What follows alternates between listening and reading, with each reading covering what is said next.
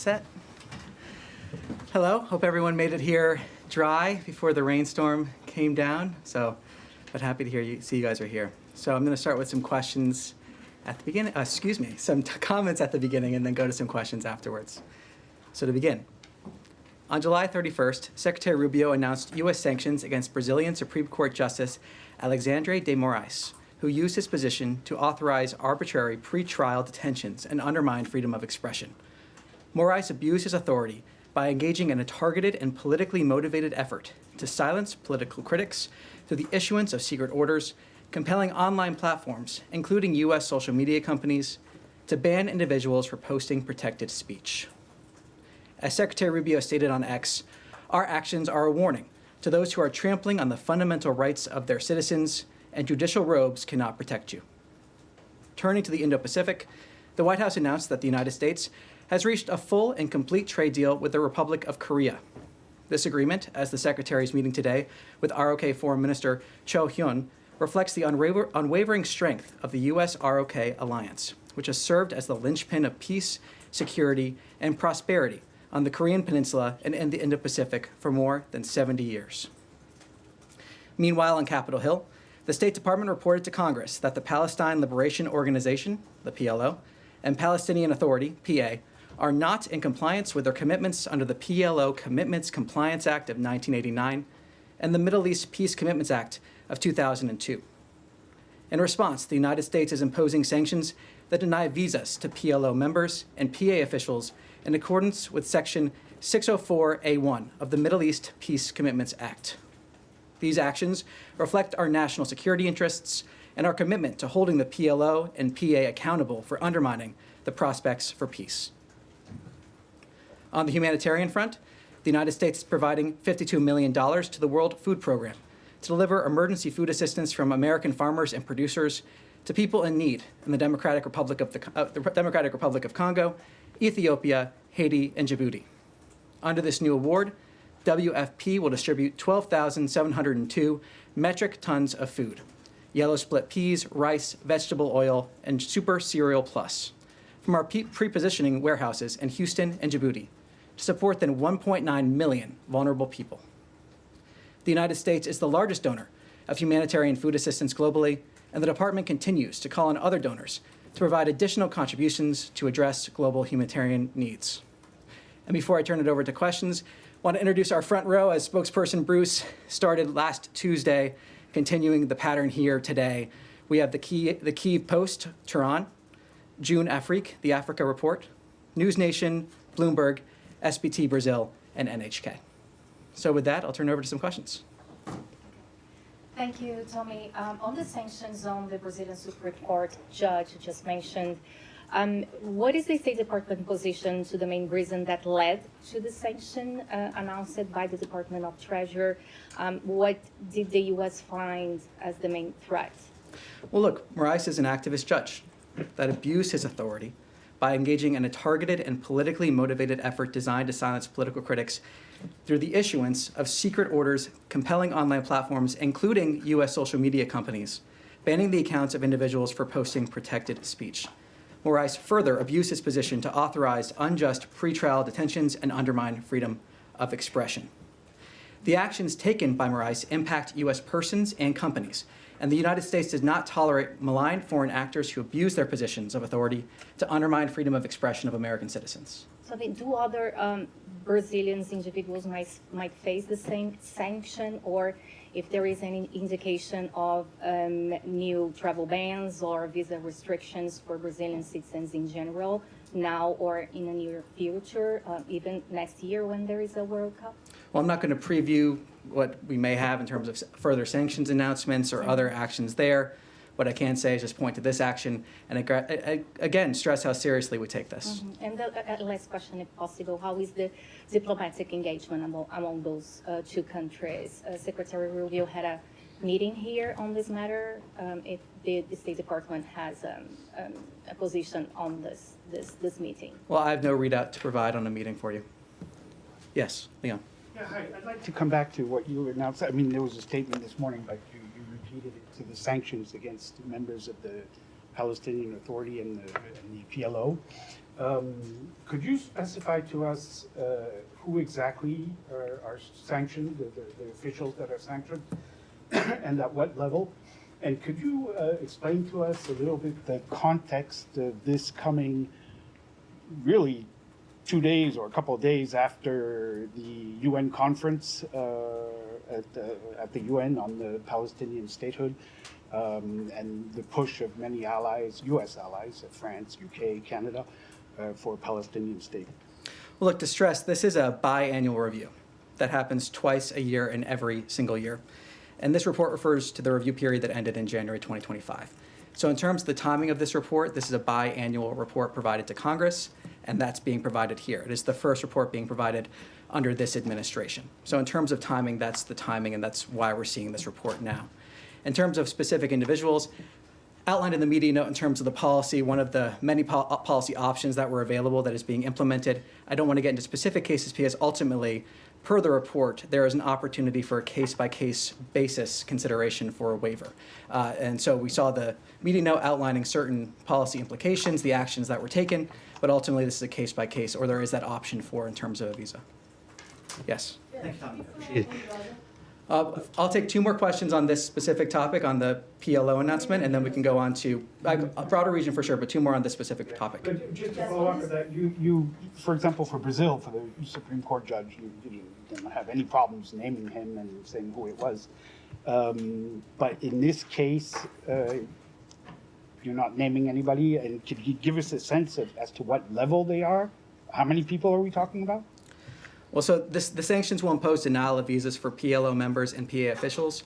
And again, to stress, a waiver may be considered on a case-by-case basis consistent with our national security interests. Yes. Thank you, Tommy. Appreciate it. You said you were going to take a few more questions on I'll this. take two more on this specific topic. Yeah, Broader so- region for sure, but on this specific one. So on that one, specifically, the previous administration engaged with Palestinian Authority to find a solution for the future governance of Gaza. And that administration and Trump administration also said Hamas has no place in Gaza's future, a position that is widely shared by many other countries in the world. How does this action specifically impact Trump administration's ability to engage with PA? Maybe it doesn't impact it at all. Can you help us understand that? And were there any heads up given to Arab states about this action? Thank you. Well, I'm not going to speculate on what it will look like going forward, but what I can say is that the Biden administration in this biannual review also found them in noncompliance. They chose not to take certain actions. This is the first report of this biannual review that is under this current administration. And we decided to take one of a few actions that were available in terms of once we identified the noncompliance. That is what this indicates. There's nothing further to read beyond this report except for the report finding noncompliance, as well as saying we are taking that action in terms of certain restrictions. But I'm not going to speculate further beyond that. And the Arab states? I'm not going to preview private diplomatic discussions. Yes. Sorry, one more behind, and then we'll move on to a topic. Thank you, Tommy. Two things. Of course, I mean, some actions were taken against the PLO back in 2017. They shut off the office, they cut off all aid, and so on. So this is also during the first Trump administration. I wanted to ask you that the Israeli media is reporting that Israel is going to annex part of Gaza and that they have a green light from the United States of America. That's what the government claims, the Israeli government. And that is at a time when the envoy, Steve Witkoff, is meeting with the Israeli government, meeting with Netanyahu, what has been described as a very decisive meeting. Do you have anything to elaborate on this? Can you share with us what is he discussing? Is it going to be, are parts of Gaza going to be annexed? Well, what I can say is what my colleague Caroline just spoke to. She spoke with the special envoy this morning. She outlined just a few minutes ago what the point of the meetings were, addressing the humanitarian issue, that the situation that we are seeing, addressing next steps for Gaza. I have nothing further to add for her comments, but it is a clear indication that this administration is determined to getting as much aid as possible into Gaza without it being looted by Hamas. But does this administration look favorably at annexing parts of Gaza? Well, what we're focused on now is trying to address this conflict. We're trying to end this conflict. We are trying to get as much food into Gaza as possible. I'm not going to speculate or preview where these discussions may go. What I can say is what we've been focused on doing, what Caroline described just a few minutes ago, what we've been talking about here from this podium for many, many months. Ending this conflict, getting as much food into Gaza as possible where it is not being looted by Hamas. Okay. Yes. Two questions, and thank you, Tommy. I appreciate it. Kelly Meyer with News Nation. One on Gaza and one on Ukraine, if I may. So with Gaza, I wanted to ask what's the expected outcome from this visit from Special Envoy Steve Witkoff as well as Ambassador Huckabee? Is this to push both sides to break through this jam and get through these negotiations? And will this potentially upset Israel, who has said that there is no real starvation happening in Gaza? Well, what my colleague Caroline said, and to reiterate here, it shows that President Trump has a humanitarian heart, that he wants to get as much food into Gaza as possible without it being looted by Hamas. The president also truthed earlier today, saying the fastest way to address the humanitarian crisis in Gaza is for Hamas to surrender and release the hostages. They have refused to do so.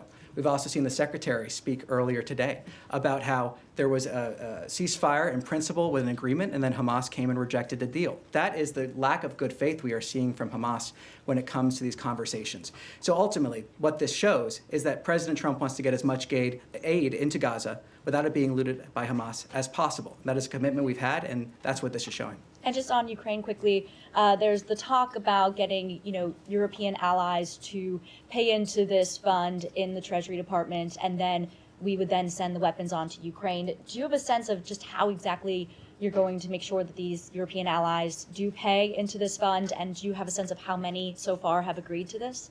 Well, I'm not going to comment on pending congressional action or refer you to Congress on that, but what I can say is talk about the NATO weapons deal that was talked about by the president. The fact that we have an agreement with NATO in order for them to buy weapons in which they can then send to other countries if they so choose. And I think this is part of an America First foreign policy and the burden sharing that we've seen pushed by President Trump and Secretary Rubio. The idea that we have other countries stepping up that makes stronger alliances, that makes partnerships stronger, while at the same time helping the American people, revitalizing certain industries, increasing the amount of purchases that we're seeing. So we're seeing that impetus from this administration. We're seeing the effort to make the NATO alliance stronger. We're seeing that NATO weapons deal also being implemented. So we're seeing that effort here to put America first. But when we do that, address these challenges in a way that we have our allies and partners also stepping up. Yes. If I may, the secretary in an interview this morning revealed that the U.S. engaged with, quote, Putin's top people, unquote, early this week, and they didn't pan out. Can you please enlighten us who met with whom? We know the secretary was in the building. He didn't travel. We know that Russian ambassador was in the building yesterday. Beyond that, there is no public record of any Russia-U.S. engagement. Well, I have nothing to read out for you from here. Were Ukrainians involved as well? Again, I have nothing to preview from here. And I know you have heard this from me before, that Kiev is under attack, and last night we had unprecedented attack on civilians. Timing of it is eye-popping. Any reaction? Well, we have been clear, the president's been clear, and so has the secretary, about how we view recent actions from Russia. We've seen the president discuss the new timeline that he has in place in terms of actions he may take regarding Russia, secondary sanctions or other items. So what we are seeing here, or tariffs, and other items. What we are seeing here, again, is a clear indication and transparency from this administration about how we view these recent actions. The fact that we have tried, in good faith, to approach these discussions to encourage both parties to come to the table. We have seen that happen, which is a credit to the leadership of this administration, but also the fact, as the president said, we need to see action, not words. And so the president's been very clear on that. He's been very consistent, and he's spoken on this very publicly in recent days. Thank you, Tom. If I may, one more topic on Moldova, please. Moldova president yesterday, she revealed that her country is under attack by Russia. There's disinformation campaign going on prior to the election. Your allies in Romania also confirmed that. Is this something that you guys are concerned about? Is there anything you can do to stop this? Well, let me take that back and see if we can get you more details on that question. Excellent. Okay, yes. Thanks, Tommy. Following up on Caroline's comments at the White House briefing, she said there would be a new aid distribution plan announced in Gaza. Do you have any details? Will GHF be involved in that? Is it exclusively GHF? Will it involve additional openings of crossings, for example? Anything you can tell us there? Nothing to further add in addition to what the president has said on this. It is clear, though, from Special Envoy Witkoff's trip that this is a priority. We are working on this. We're trying to get as much aid in as possible. We've seen the 100 million meals, of course, almost that number, being delivered by GHF. But the president wants to get as much aid as possible into Gaza without it being looted by Hamas. And then if I could follow up, the administration lifted sanctions on extremist Israeli settlers earlier this year. Is there any consideration of putting those sanctions back on, given there has been no change in behavior by these settlers and they have in fact killed more people in the months since? So I'm not going to preview what actions we may take here from the United States government. What I can say is that this issue, as Caroline described, was raised by the president to the Israeli government. The ambassador has also talked about the fact that he has raised this issue with the Israeli government. The fact that we need to see these attacks stop and we need to see accountability. Yes. Thank you. NHK. I'd like to ask about U.S.-Iran negotiation. Iranian Foreign Minister Alaguchi told Financial Times that U.S. must agree on compensation before nuclear negotiation, since U.S. attacked Iran's nuclear sites. Do you have any comment on that?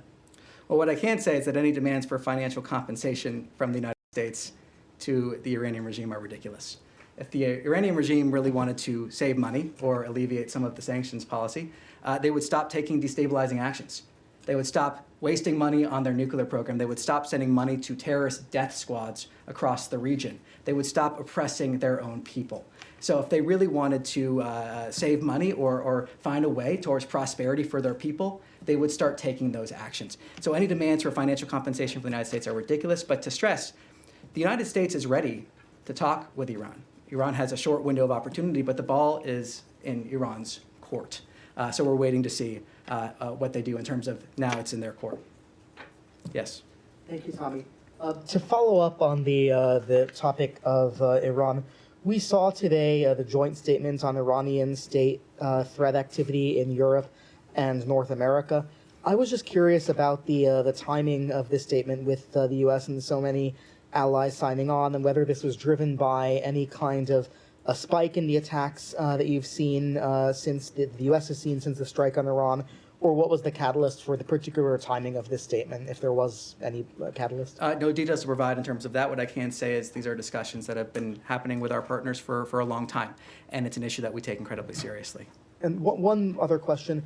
I know that Sunday is the deadline for 180 days since President Trump's executive order for a report from the UN and the United Nations ambassador from the U.S., as well as Secretary Rubio, regarding which international intergovernmental organizations, conventions, and treaties the U.S. wants to continue being a party to. Can you give us any kind of an update on where that review stands, or what kind of reforms the U.S. is looking for at the United Nations? Well, that review is ongoing. While that review is ongoing, we remain a participant in much of the UN system in order to advance our interests. I don't want to get ahead of what the president may end up deciding once that review is complete. But what I can say is that this is part of that effort, again, to put America first. And we're not going to be a part of organizations when it's not in line with our national interests. We're not going to be part of organizations that pursue policies that hamper the United States. What we're going to do is defend our national interests. And we're going to be looking at this in terms of this ongoing review to make sure that our our participation in these groups does exactly that. Yes, Nadia. Go back to the PLO office. You just said that the PLO Last and the question PA, on the PLO. Yes, last one, please. Last one, okay. You said that the PA and the PLO are not in compliance of Act 1989 and of the Middle East Peace Commitment of 2002. Do you believe that Israel is in compliance of these two agreements? And do you believe that building settlements, enlarging settlements, is not in violation of all previous peace commitment that Israel has signed? Well, what I can say is speak to this report. That's what I can speak to. And again, speaking to this report, again, the Biden administration found the PLO not in compliance and decided not to take any action. And the PLO remains in non-compliance. This is the first report that we have had under this administration. That's why we're seeing this action taken, this biannual report. And it's important that we're vocal about this. We're outlining the reasoning behind it as we have. And it's an important issue here. We're identifying this non-compliance and choosing to take action. Okay. Yes. Thank you, Tommy. Caroline Levitt addressed this a bit. President Trump posted earlier today that the Canadian recognition of a Palestinian state could affect a trade deal between the two countries. So it goes beyond just disagreement with the countries supporting a Palestinian state. It looks like it's actually turning into action. to what extent does the recognition of a Palestinian state by these several countries over the last few days, how is it going to impact the bilateral relations between the U.S. and those countries? Well, the president's comments speak for themselves, though he also spoke about how, in terms of these recognition that it is helping Hamas, the secretary also spoke to this. It could be seen as a reward for Hamas in many ways. We actually saw on the day that Hamas rejected, as the secretary described today, rejected the ceasefire deal was the same day that France announced their recognition. So we are seeing, as the president described, that this could be seen as a reward for Hamas. And in many ways, as the secretary also said, this could hurt the process of peace. Because of these timelines they set there, Hamas has been the one blocking reaching a ceasefire. Hamas has been the one blocking peace. And now we have these timelines set that could actually lead to a reward for Hamas if they continue in this behavior. So that's what we're seeing here. The president and secretary have talked about this. I have nothing further to add to the president's comments in terms of a trade talks with Canada.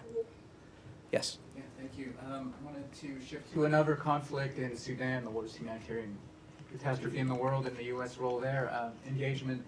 A Quad meeting had been expected yesterday with the Saudi, UAE, and Egyptian foreign ministers here in the building. It didn't happen. Wondering if you could tell us about the reasons for the postponement, whether there's a date, perhaps around UNGA, for a replacement meeting, and whether that's a setback at all, that this has had to be postponed. Well, no date was set in terms of a Quad meeting here, in terms of your first question. And we look forward to bringing the Quad together in the near future. We hope to set that date soon. But in terms of your last question, we continue to coordinate on our collective engagement. We continue to coordinate in terms of pursuing outcomes. That dialogue continues, and we are committed to supporting that dialogue that leads to peace and ends the suffering of the Sudanese people. Can you clarify the U.S. position on the Sudanese armed forces in their future in a post-war transitional government? Because that seems to be a sticking point for a lot of the external actors. You know, I think Egypt in particular wants to see a role for them. Can you clarify what the U.S. position is? That a non-starter for you? Well, I don't want to get into the details of dynamic diplomatic conversations. We think the best path to peace and stability is an immediate and durable cessation of hostilities. And we are in communication with as many partners, the Quad being one of them, but not limited just to the Quad, in order to try to accomplish that end. Okay. Yes. Can I follow up on what Alex raised in this call with Russian officials? Why wasn't there a readout provided of it? Is it because the secretary was acting in his capacity as a national security advisor? Again, I have nothing to preview in terms of that topic. But you're not denying that those calls happened, just that you're not going to provide an insight into Well, the again, I have substance nothing to of them? offer in terms of those conversations here. But the secretary wasn't inaccurately referring to a call or anything in this interview that he had with Fox News. No, I mean, the secretary's comments speak for themselves. I just have no additional readout to provide here for you. Okay, can I ask on a separate topic where conversations stand with the Chinese on the 2 Americans who have been subject to exit bans there? Are you getting all of the access and clarity on their circumstances that you need? Well, I refer you to spokesperson Tammy Bruce's comments on this. I have nothing further to add. Let me take that question back, though, see if we can get a more robust update for you. Okay, and Do you have one more? well, I was going to ask if you also have on Special Envoy Witkoff's travel and whether there's any update on these alternative options for helping hostages that was referenced in his statement last week. Is there an actual plan that is being operationalized? Does it coincide with his travel there now? Well, I wouldn't speak to sensitive discussions of that nature if there was a plan or if there wasn't a plan in place, given how important these discussions are. What I can say, as Caroline said again, is that he is having meetings there discussing next steps for the situation in Gaza. Amongst the things discussed is the humanitarian situation, getting as much food in as possible. Well, also the importance of releasing the hostages, of course. That remains a priority. As the Special Envoy said, the President talks about, Caroline talks about, making sure we release those hostages and bring them home. Yes. Thank you, Tammy. Secretary Rubio have a first meeting with the South Korean foreign minister today. What topic will be discussed in this meeting? So I'm not going to get ahead of that. If I'm correct, this is actually happening right now. So I don't want to get ahead of conversations that are happening currently. What I can say, taking a step back, as I mentioned in my topper, the fact that our alliance with the ROK is the linchpin of peace in the region, and we are seeing a large amount of high engagement between the United States and the ROK. We saw that when the secretary went to Malaysia. We've seen that since then. We see this complete and total trade agreement that the president announced. And so we see all this engagement, and I think this is the latest element of that in terms of conversations between the United States and the ROK. Thank you. Yes. With regard to the sanctions, could you just clarify on the PLO and PA? Could you just clarify that this is not in retaliation for or related to or an effort to hinder the PA's cooperation with France, Britain, Canada, and the Gulf states who have said that they intend to recognize Palestinian statehood in September? And the second one, when should we expect the biannual compliance report on Israel's compliance? I assume that's the same time schedule as the Palestinian assessment? Well, I'll say on this one, and I'll refer to my earlier answer in terms of the fact that this is biannual review. This has been therefore in process. The review period ended in January 2025. Yes. Yes. Sorry, but you didn't answer the first one. Or say, so does that mean the Israel one is complete and the U.S. found no violations? Well, what I can speak to is this report here. That's what I can speak to. And again, the fact that the Biden administration found compliance, chose not to take any actions, non-compliance, chose not to take actions. We also found non-compliance and chose to take action. But, and yes. on the, it's not in retaliation, these sanctions, they have nothing to do with the just statehood. this question, this is part of a biannual review. Yes. Are you concerned about the degree of global diplomatic isolation for the US on its entire position relating to the future of the Israeli-Palestinian conflict? I reject that premise that we are isolated. I think we are showing through the fact that we have conversations all the time with our allies and partners, the many agreements that are being signed, the fact that we have many different initiatives that are bearing out here because of President Trump's leadership. We're seeing this across the board in Europe. We're seeing it in the Middle East. We're seeing it in the Asia. We're seeing that in the Indo-Pacific. Again and again, agreements being signed, conversations happening because of the leadership of President Trump. And also the fact is, as my colleague Caroline talked about, all of the different peace agreements that President Trump has helped broker since he's been in office. So I reject the concept of any sort of isolation here in terms of the United States. I think it's just the opposite, while of course putting America first. But is there a single country you can name that publicly supports the GHF? Well, look, what I can say is that we do, and I can say we're committed to getting as many meals as possible into Gaza without it being looted by Hamas. The president also spoke to the fact that he's looking for new efforts to do just that. He spoke about that when he was in Europe. So what I can say and speak to is our commitment, and what I can say and speak to is the many different conversations, agreements, progress we are making with allies and partners around the world. And just finally, just to add to that, what is the US's policy for a long-term viable peace between Israelis and Palestinians? Well, as we've said here before, our focus is on ending the conflict and addressing the humanitarian situation in Gaza. Is there a long term? Is there any policy or plan? I'm not going to preview right now what that is. What I can say is that our focus is on ending the conflict and making sure the hostages are released and getting as much food into Gaza as possible without it being looted by Hamas.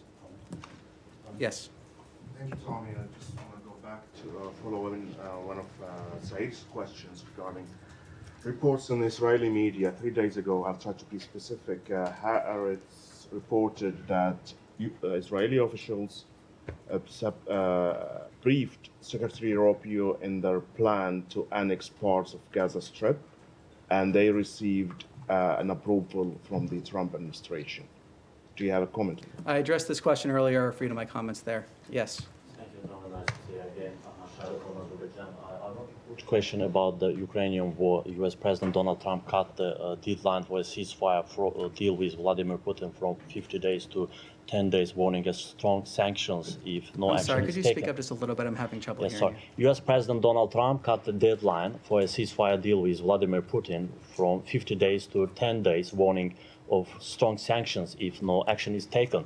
But at the same time, we see Russia continues to capture new towns and villages almost every day, and this raises doubts about Russia's real intentions. Do you think this move can lead to real peace talks, or is it just a political pressure? And what could be the consequences if Russia keeps expanding its attacks while ignoring the ceasefire deadline? Thank you. Well, I'm not going to preview what the president may decide. He's been clear in terms of the broad considerations he's making. He's also been clear on the timeline that he has. What I can say in terms of our transparency on how we view Russia's actions, that remains. I discussed them earlier here. The president has been clear on that. The secretary has also been clear, talking about what we've seen, the fact that we need to see actions, not words. And when it comes to this, the president talking about that itself when he was talking about moving the deadline, moving it forward. So ultimately, our hope is that we can get the sides to the table, that they can have conversations toward the ceasefire, that there can be conversations that lead to a long and enduring peace. Our fundamental, our driving principle here is to end the bloodshed. That remains, that continues. That's why we've seen the engagement we have seen. That's why we've seen the actions we have seen. That remains our policy, that remains our effort to try to end this conflict. Yes? Thank you. On the Muslim Brotherhood, the Brotherhood is reportedly being considered for the designation of terrorist organization by the administration. It was asked today in White House briefing as well. My first question is, organizations like Hamas emerge from the ideology of the Brotherhood. Does the State Department view the Muslim Brotherhood more as an ideology or as a structured, centralized organization? Second, where does it fall in terms of U.S. national security concerns? Well, what I can speak to, again, is our view of Hamas and the fact that they have blocked peace, they have blocked ceasefire, they have been weaponizing aid against their own people, the fact that they are I'm asking about Muslim Brotherhood. Yeah, so, but I can talk about in terms of, you mentioned Hamas, so I'm speaking to that. In terms of our broader, that's what I'm speaking to here. In terms of our broader policy, when we're looking at different groups in the region, let me take that back and see if we can get further details for you. Appreciate it. But in terms of our view of Hamas, we've been very clear on that. Yes? I wanted to follow up on a question you took back on Tuesday from my colleague. Do you have an update on what the plan is for the millions of dollars of contraceptives that are currently sitting in a warehouse in Belgium that are meant to be distributed to lower income countries under USAID? So we're still in the process here in terms of determining the way forward. What I can say again, and to clarify, we're not talking about PEPFAR products. We're not talking about contraceptives in terms of condoms. We're talking about select products that were purchased under the previous administration that could potentially be abortifacients under the Kemp-Kasten Amendment, and as well could potentially violate Mexico City. So we are in the process now of determining that pathway forward. When we have an update, we will provide it. Lebanon? Yes, sir. Thank you. Thank you.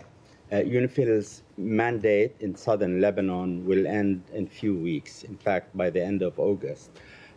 So my question is whether the United States is going to support the renewal of the mandate of UNIFIL, and what do you expect regarding from the Lebanese government regarding the disarming from Hezbollah? Well, we've talked about that here from the podium before in terms of needing to see that disarmament of Hezbollah and the Lebanese government's role in that. I refer you to those comments.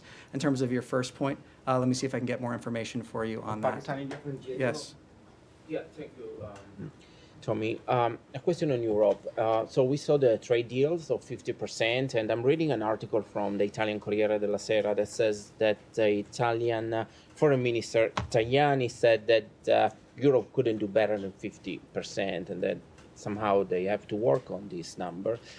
But inside the Italian government, also in the European Union, there's some concern that because of the European will have to buy so much liquid gas, somehow the United States would have a leverage on Europe in foreign policy when, as allies need to take decisions.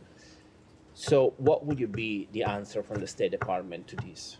Well, in terms of trade discussions, I refer you to the USTR. In foreign policy, What I can say is that this is strengthening our relationship with our allies and partners in Europe. This is about strengthening our relationship with the European Union, but also bilaterally with different countries in Europe. That's what these agreements are doing through this rebalancing.